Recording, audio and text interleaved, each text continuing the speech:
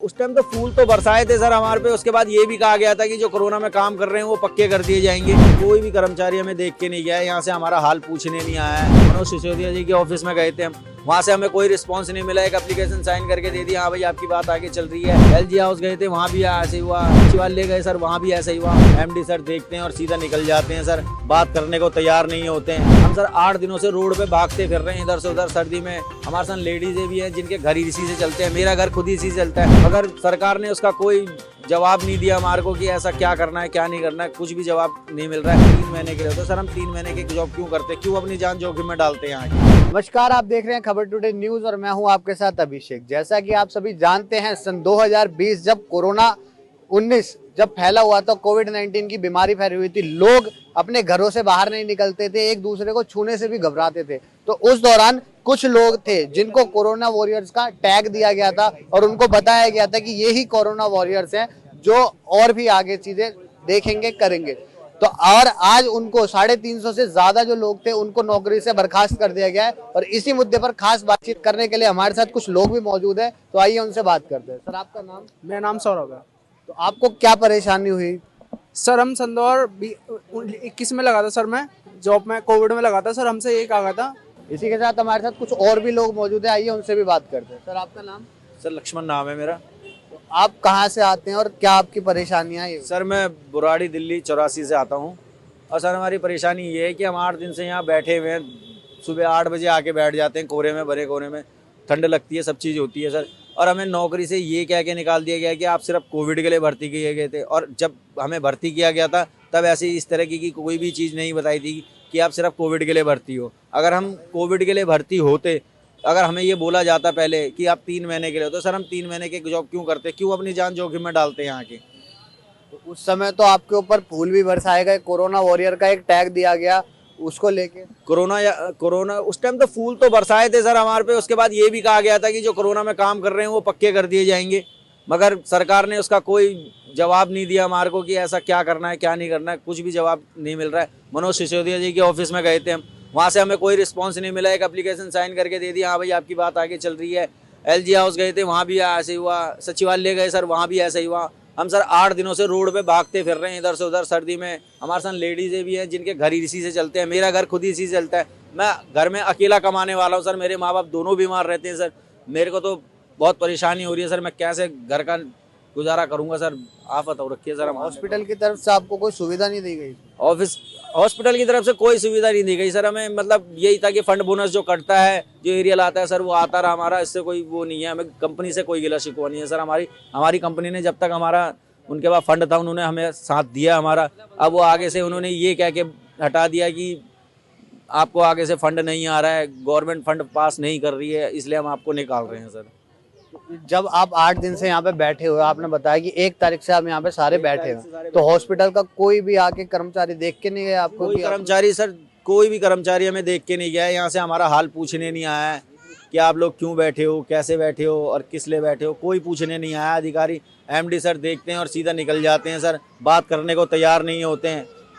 तो आपका ये जो आप धरना प्रदर्शन कर रहे हो वो किसके खिलाफ कर रहे हो? हॉस्पिटल के MD, हॉस्पिटल या फिर सरकार? सर हम दिल्ली सरकार के खिलाफ कर रहे हैं, क्योंकि दिल्ली सरकार में जो हमारे माननीय मुख्यमंत्री जी हैं अरविंद केजरीवाल जी, उन्होंने हमसे ये वादा किया था, हमसे क्या पूरी दिल्ली की जनता से ये वादा किया था कि जो भी कर्मचारी कच्चे हैं, कच्चे पदों पे लगे हैं, वो सिर्फ पक्के होंगे। या ये मुझे ये समझ नहीं आ रहा है कि अरविंद केजरीवाल जी ने MCD इलेक्शन जीतने के लिए ये कहा गया था कि सिर्फ MCD के बंदों को पक्का किया जाएगा। तो सर मेरे हिसाब से तो MCD के कई बंदे जो हैं वो पक्के हो चुके हैं, संविदा वाले थे जो। बाकी हम जो कच्चे में लगे हुए हैं, जितने भी डेली बेसिस वाले थे, इनको और किसी हॉस्पिटल से पक्का नहीं किया गया है।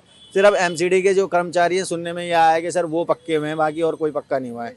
तो अगर इसके बाद भी आपका ये धरना चलता रहा और इसके बाद भी किसी ने आपके साथ कोई कार्रवाई नहीं करी, तो आपके अगले कड़े कदम क्या होंगे सर? हम आत्मदाह की धमकी मैं देता हूँ, मैं आत्मदाह करूंगा इसी MD गेट के आगे सर। अगर हमें नौकरी नहीं मिली, हमारे 230-350 भाइयों को नौकरी नहीं मिली, तो मैं आत्मदाह की धमकी देता हूं सर मैं, और आत्मदाह करके रहूंगा। अगर मुझे नौकरी नहीं लगी तो जब सर घर ही नहीं चला पाऊंगा अपना, तो जिंदा रह के क्या फ़ायदा मेरा? मेरे माँ बाप बूढ़े हैं, उनका इलाज का खर्चा मैं कहाँ से लाऊंगा सर? सारी चीज़ें ये मैं आत्मदाह की धमकी देता हूँ और आत्मदाह करूँगा मैं। तो इसी के साथ हमारे साथ और भी कुछ लोग मौजूद है, आइए उनसे भी बात करते हैं। राहुल नाम है मेरा। राहुल जी, आपको क्या परेशानियाँ? सब परेशानी है, क्या नहीं है। अभी बाहर बैठे हैं आपके सामने, परेशानी तो होती है। अभी देखा जाए तो मनाली से भी ज्यादा ठंड दिल्ली में पड़ रही है और उसमें आप लोग यहाँ पे बैठे हैं। सर सरकार से ही तो कहना चाहते हैं हम कि हमारे बारे में देखें सुने। अगर हमारे साथ कोविड में काम करने के बाद कुछ अच्छा नहीं करा गया तो बुरा भी तो ना करें ना। अगर हमारी ड्यूटी चल रही थी हॉस्पिटल के अंदर तो वो जारी रखें। हमारे को तो और कुछ चाहिए ही नहीं था ना, हमने इनसे कोई और डिमांड करी ना कुछ और मांगे रखी अपनी। हम तो सिर्फ यही चाहते थे कि हमारी जैसी नौकरी चल रही है चलती रही, क्योंकि कोविड के टाइम पे जो हमारे रोजगार थे वो सारे बंद हो गए थे जो हम इससे पहले करा करते थे। फिर हमें लास्ट सीजन यही मिला कि हमें नौकरी सिर्फ हॉस्पिटल में ही मिली और फिर यहाँ पे नौकरी करने के बाद में हमें सेटिस्फेक्शन हुई कि हमारा घर चल रहा है।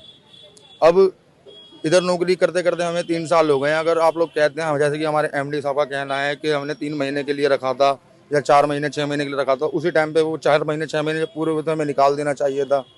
फिर भी हमें रखा। हमारे बाद में पहले 2020 में भर्ती हुई, 2020 के बाद में 2021 में ही भर्ती हुई, कोविड के लिए ही हुई वो। और आज उन सभी लोगों को बाहर खड़ा कर दिया है। तो कुछ अच्छा नहीं करा तो बुरा भी तो ना करो। हमारा आपसे ये चीजें पहले भी कही गई थी कि 3 महीने के लिए आपसे नौकरी कराई जाएगी, उसके बाद नहीं कराया जाएगा। 3 महीने के लिए ऐसा कुछ नहीं कहा गया था, हमारे से 6 महीने के लिए बोला गया था। जब स्टार्टिंग में हम रखे गए थे, लेकिन जब हमारी नौकरी चलती रही तो हमने किसी से कुछ नहीं कहा, क्योंकि देखो नौकरी तो सबको प्यारी होती है। जब हमारी नौकरी चलती रही तो हमें भी अच्छा लगता रहा। अब उसके बाद में फिर ये रहा कि 3-3 महीने का इन्होंने कॉन्ट्रैक्ट बढ़ाते रहे हमारे लोगों के लिए।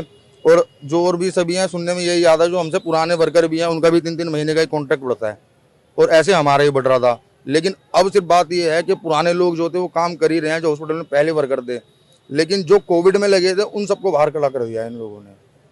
अगले कदम क्या होंगे अगर इसके बाद भी आप पे कोई सुनवाई नहीं? सर अगले कदम हमारे यही होंगे, हम यहीं बैठेंगे, प्रोटेस्ट करेंगे और जहाँ तक हमसे जाया जाएगा वहाँ तक जाएंगे। केजरीवाल जी से भी गुहार लगाएंगे और जो उनके साथ के जो हमारे मंत्री हैं, मनीष सिसोदिया जी हेल्थ मिनिस्टर जो भी हैं, उनसे भी देखो गुहार लगा सकते हो। और हम क्या करते हैं, आम जनता के लोग हैं, अब इससे आगे कुछ कर भी नहीं सकते हम लोग। इसी सिलसिले पे और भी कुछ महिलाएं भी बैठी हुई है यहाँ पर। 1 तारीख से आज तारीख हो गई है और इतने दिन हो रहे हैं, इतने ठंड हो रही है, वो लोग भी बैठे हुए हैं यहाँ पे। और आइए उनसे भी बात करते हैं। मैम आपका नाम? My name is Gulrana. Ma'am आपको क्या क्या परेशानियों का सामना करना पड़ा? सर कोरोना काल में क्या क्या परेशानी करना पड़ा, बहुत ज्यादा सर। यहाँ पे बॉडी एम्बुलेंस निकलती थी। मैं ड्यूटी से बाहर आता, सिलेंडर भरवाना ऑक्सीजन से, मैं गर्ल्स होकर 12-12 सिलेंडर भाई को लेके, कभी किसी वर्कर को लेके 7 सिलेंडर भरवाने जाती थी गैस प्लांट में। क्या क्या नहीं किया अंदर आके, किसने पूछा? बेचारा फोन नहीं कर सकते, बेचारे जो कोरोना के बीमार थे पेशेंट, मैंने अपने घर के फोन से, जब मैंने यहाँ ड्यूटी करी है घर के फोन से, मैंने फोन पे बात कराई सबों की। क्या बेचारे कितने अंदर परेशान थे, हम कितने परेशान है। फिर अपने घर से भी दूर हो हम कि हम कोरोना में कर रहे हैं ड्यूटी, घर वाले पास तक नहीं आ रहे, हमारे यहाँ से भी पास कोई नहीं है। बताइए सर कितनी परेशानी है। आज हम यहाँ बाहर बैठे हैं सर। जब आपको रखा गया था उस वक्त भी आपसे ये चीजें कही गई थी कि आपकी जो नौकरी होगी वो 3 महीने की होगी? नहीं सर, ऐसा कुछ नहीं बोला था मेरे से। तो आपको शिकायत है किससे? दिल्ली सरकार से, एमडी से, हॉस्पिटल के, या फिर सरकार? सर मैं दिल्ली सरकार की कहना चाहती, मेरे बहन भाई जितने भी इन्हें सबको वापस ड्यूटी पे ले आराम से, और वरना तो हम ऐसे ही धरना प्रदर्शन करते रहेंगे कंटिन्यू। डेली आएंगे सर, डेली ऐसे ही करेंगे हम। अगले क्या कदम? सर यहीं बैठेंगे, ज्यादा से ज्यादा यहीं बैठेंगे, वरना हो पाए यहाँ से भी किसी ने हटाया तो हम दिल्ली से चले जाएंगे फिर दोबारा। जैसे कि अभी आपने देखा और सुना, ये थे कोविड वॉरियर जो कोरोना के वक्त पे जब लोग एक दूसरे को छूते नहीं थे तो ये लोग हेल्प करते थे, लोगों की बॉडियां उठाते थे, सिलेंडर भरवाते थे, जिनका साफ तौर पर ये कहना है कि वो 1 तारीख से धरना कर रहे हैं और आगे भी करते रहेंगे जब तक इनकी सरकार नहीं सुनती है। इनके अगले कदम जो होंगे वो ये होंगे कि सचिवालय तक जाएंगे, मनीष सिसोदिया जी के पास जाएंगे। अब देखना ये होगा कि सरकार इनकी सुनती है या नहीं। ऐसे ही अन्य खबरों के लिए बने रहे खबर टुडे न्यूज के साथ। कैमरा पर्सन विशाल के साथ मैं अभिषेक, खबर टुडे न्यूज, दिल्ली।